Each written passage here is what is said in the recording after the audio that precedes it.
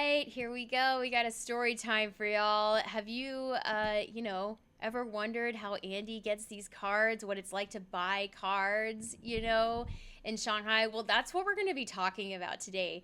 And it's so interesting. The minute Andy started telling me about this, as he started to explore what it's like to get cards when they release. I was like, we have to tell people about this because it's so unique. It's so interesting. It's also like so China. Uh, and we'll get into that about like how you need to know things and you need to know where it is and it's not going to be obvious. And so yeah, I've loved hearing these stories, so we're happy to talk about it with and have Andy share his experiences today. So tell us what it's like. It's not easy getting a hold of these cards, right? We are going to the official stores in Shanghai, or Andy is. Yep. So the cards are legit, but tell us about like what it's like when packs come out, how you figured out where it was, how you Right. knew what time, all that good stuff. Yeah, I mean, what we're really talking about here is um, going into the big stream of Chinese fans for Pokemon today, which is just an incredible enthusiasm. People are so excited about it. And when I've gone to the US or I've gone to Japan or even Scotland, Italy, Germany, it's hard to buy cards. You go and especially in Japan, they'll write a sign saying, don't ask us if we have cards. We've been sold out forever, or something like that. So, when we got this going in China, there are two main things that were important to me. Number one was we want to make sure we're getting real cards.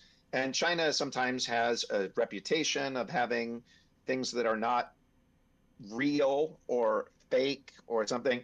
And I get that. I think things are much more real and authentic and a lot fewer fakes than you think. But in this regard, we really want to make sure. So our big thing was we want to go to the official store to buy the cards that we rip and we show our YouTube community. So yeah, I mean, there's a place in Zhongshan Park, which is in the northwest corner of Shanghai, where there's an official store owned by the Pokemon Company, and that's where we go. Awesome. So, so it's located no, so central Shanghai. Tell us a little bit about central Shanghai. Is this like downtown Shanghai? Is this like in the thick of Right, things? Like what's it like? right. Well, I mean, so in a lot of Chinese big cities, they have ring roads, which means that you have an inner ring road, and it's literally a ring. Like you could just drive on it continuously, not getting off the highway.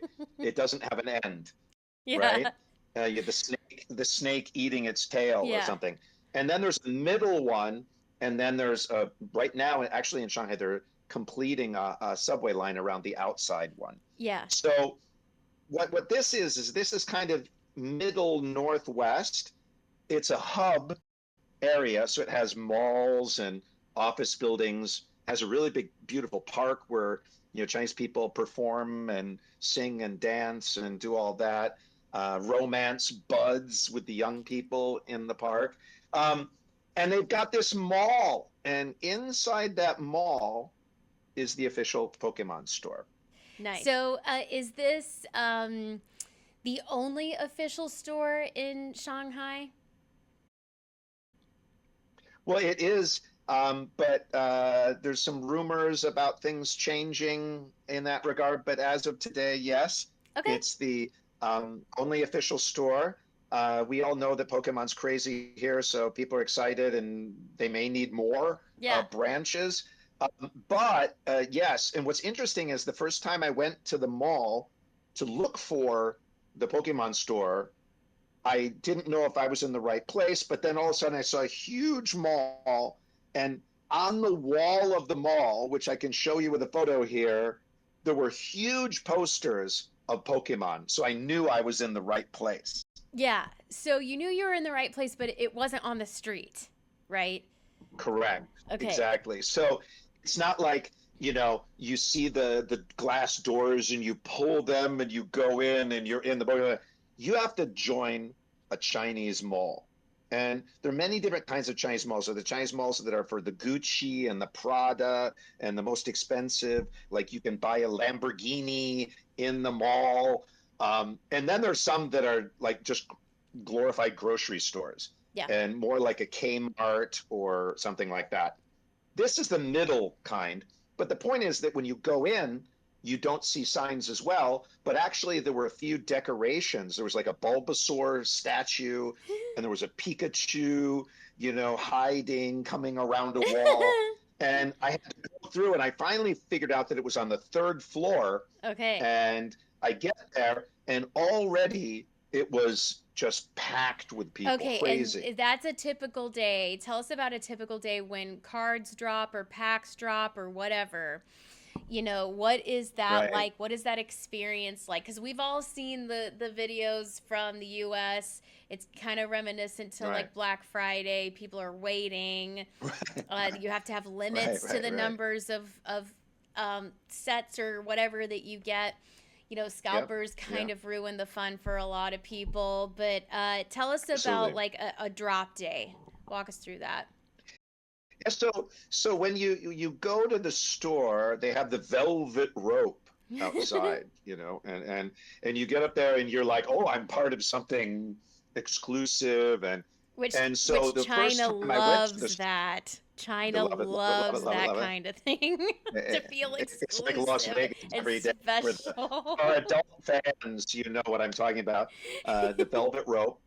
And so you go, and the first time I got there to the store, I joined the velvet rope because I could tell that you can tell that you don't just walk into the store, even though it's open Mm, to the hallway in the mall. mm-hmm. You should line up.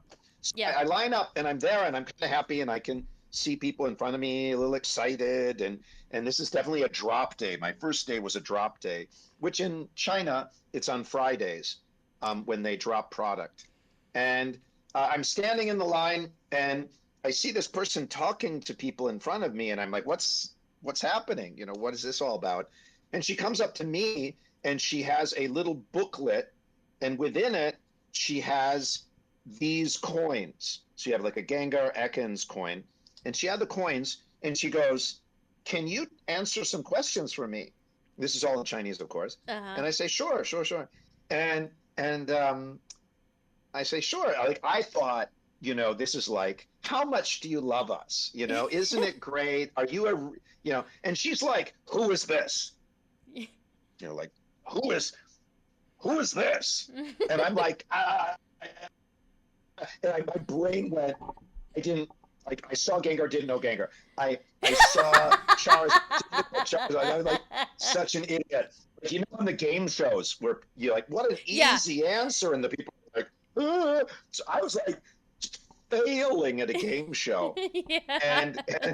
And finally the lady got really frustrated with me because she was not comfortable kicking me out of line, I could tell. But the point of the check was, are you a real fan? Yeah. Or are you some scalper guy?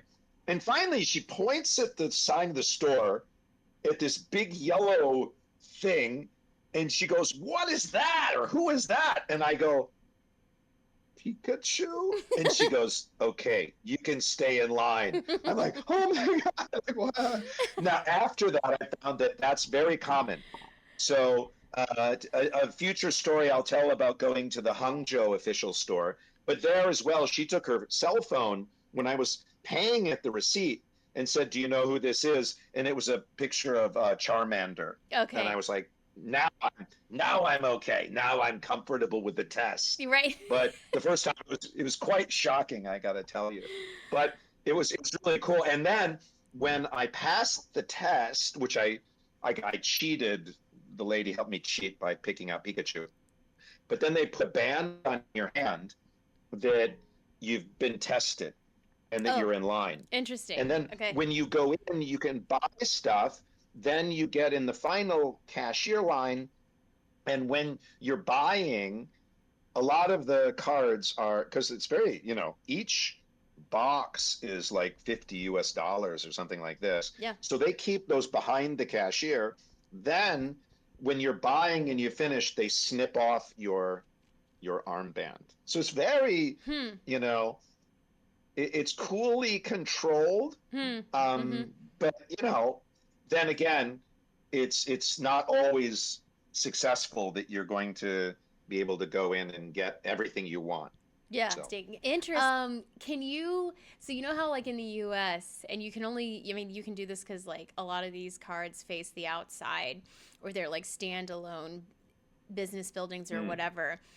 Um, can you camp out at all? I don't know if you would be able to if this is inside a mall. good question. Yeah, I mean the point is that malls open up at 10 Okay.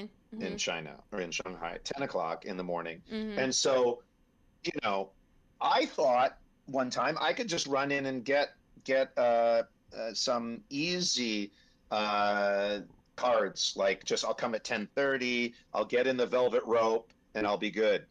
And when I went to get the Gengar that was looming over Yeah. Pikachu, which there are a lot of deep pocket monsters and a lot of these other very famous Pokemon YouTubers were putting out videos about that set Hmm. or about those packs because that was about a 7,000 US dollar card when that Wow. was coming out. I'm sure the market has gone down, but it Yeah. was very exclusive. It was exclusive to China. Very hot. I'm an idiot because I go into the mall at about 10:30 thinking, oh, this is going to be easy.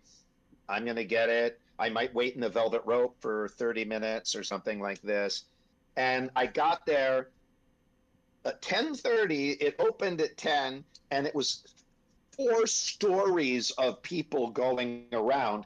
I get to the end of the line and the person, a very scared looking Pokemon employee, said to me, "Sir, you're in line now, but when you get to the end of the line inside after you wait for another 3 hours, we're going to be sold out. So you Oh don't, I'm just no. warning you if you don't want to wait for 3 hours." So I'm like, how is it possible you opened at 10 o'clock and at 10:30 there's already like 10,000 million people in this mall? How's that possible? And so I was so angry, but I channeled my anger into becoming an investigator of this situation. Okay. So I go and I talk to the manager and I say, "Hey, how did how did y'all get this organized? Yeah. What's the deal?" So the person said, "Well, this is not our first rodeo." And they said, "If you know what to do, then you can come into the mall before the mall opens." And Okay. I go, how do you do that? And so what the manager told me is that the mall is connected to a subway line, so you can come underneath, and that is always open. Okay. Security, right? Okay. Anyway, so you go Yeah. through this, and then people did camp out. People did start coming in for that Interesting. Gengar at about 7:30 in the morning. And then he told me that at about 9 o'clock, the Pokemon employees come and they start monitoring the line Mm. on those big days. Hmm. So I'm like, I do not want to do that every day. But the next time something as big as the Gengar Pikachu pack comes out, then it's big. But when the Gem Pack 3 came out, it wasn't as crazy as that, but that sold out in like 2.5 days. And now they're gone. You can't get Gem Pack 3. But Wow. Gem Pack 1, Gem Pack 2 was easy to get in China for Yeah. sure. So do I go and camp out? I'll try to make a video live of that if I do that again to camp out. But one interesting thing is that when they pull the cards and they do it, sometimes they have a limited amount. So each day they will only give out, let's say 1,000 boxes. And and you're limited, every person is limited to how many you can purchase. And that's always the case with new packs in China, is that you can only buy so many. Yeah. So, you know, they want to limit it. They don't want to have a lot of scalpers out there. But anyway, it was really cool. Just to buy in general, you get tested a lot, Yeah. which I think is cool. It's fun. And there is a way to get there early and camp out, like you're tailgating or you're trying to buy Taylor Swift concert tickets, I guess, or something like that. But yeah, it's really a fun experience. Nice. Do you think there would be a chance that we could give everybody like a tour of it, maybe like on a down day or a slow time or something like that, so they could get a feel for like what's the Pokemon, store in Shanghai? What does that look like? I promise to do that. And at the same time, there are rumors that the official store is going to be renovated. Oh, And I know that the official store in Hangzhou is very beautiful. And I think that it's shaming to the Shanghai people that they don't have a nicer Pokemon store. So I oh, believe this new store will look great. And the old store looked a little run down because it's used. It's got so many people, and they have a game arena, so they have a lot of people playing there, the actual card game. And so if if and when it gets renovated, I promise everyone that I will do a full detailed tour of the new all location. right. Sounds good. Well, I'm certainly looking forward to that. I've seen some photos, but I haven't seen Mm, a video of it. So, like, even for me, that would be so cool to check out and to see once it's done. Do mm, you know when this I mean, China's really fast about that kind of thing because I'm thinking about like as an American, like how yeah. long that stuff takes. Is there any like timeline for something like that for when it's done? I'm pretty sure that the timeline for the official center will be the middle of February.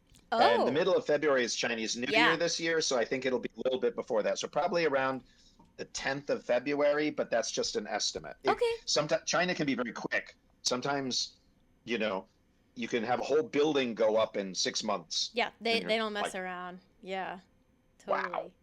So Yeah. but definitely this is our job to our Pokemon friends and fans that of China, that we make sure we give the transparency and the images and the live videos of what this all looks like. So I promise to get back out there and do that Cool. for everybody. Well, we're looking forward to that. This was yeah, we just wanted to share like just how different it is I mean, can you imagine standing in line for some Pokemon cards in the US and like say like a GameStop employee was like, "Who is this? Are you a true fan?" Like with like, kind of thing, like Are never you good so enough? Right. yeah, really cool. Such a cool, peep into, not Mm, only Pokemon culture in China, but the buying experience, which is right. pretty neat. So very Mm, cool. We'll be sitting tight for some content around that.